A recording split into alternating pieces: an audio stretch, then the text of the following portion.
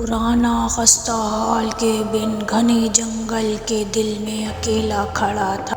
اس کی ٹوٹی پھوٹی کھڑکیاں اور بوسیدہ لکڑی اس کی دیواروں کے اندر پھیلی ہولناکیوں کی کہانی سنا رہی تھی۔ لوگوں نے ایک بدروح کی موجودگی کے بارے میں بات کی جو وہاں چھپی ہوئی تھی۔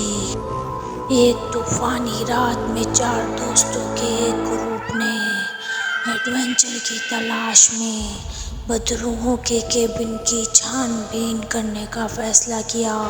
اجازت نہیں ہے کہ بوٹ کو نظر انداز کرتے ہوئے وہ اندر داخل ہوئے۔ ان کے اعصاب جوش اور خوف سے کانپ رہے تھے۔ جب وہ دہلیز کو پار کر رہے تھے تو ہوا تیز ہو گئی اور ایک برفیلی ہوا ان کے جسموں سے ٹکرائی کہ ان کے اندر قدم رکھتے ہی عجیب و غریب واقعات نے انہیں پریشان کیا۔ سائے کونوں میں رقص کر رہے تھے اور سرگوشیاں خالی کمروں میں گونج رہی تھیں۔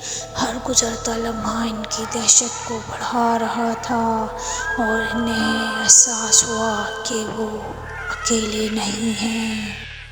ان کے قدم زمین پر گونج رہے تھے جب وہ شدت سے فرار ہونے کی کوشش کر رہے تھے تو کیبن بدلتا دکھائی دے رہا تھا۔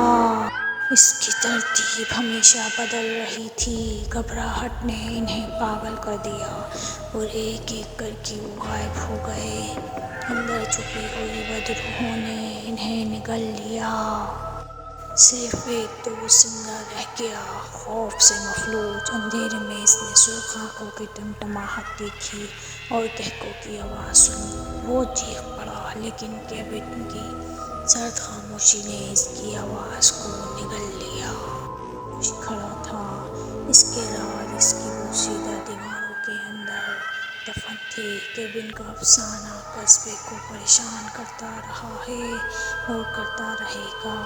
کیبن ایک سرد یاد کے طور پر کام کرتا ہے کہ کچھ جگہوں کو بغیر کسی رکاوٹ کے چھوڑ دیا جانا بہتر ہے کیونکہ ان میں جو اندھیرا ہے وہ فانی روحوں کے برداشت کرنے کے لیے بہت زیادہ ہے۔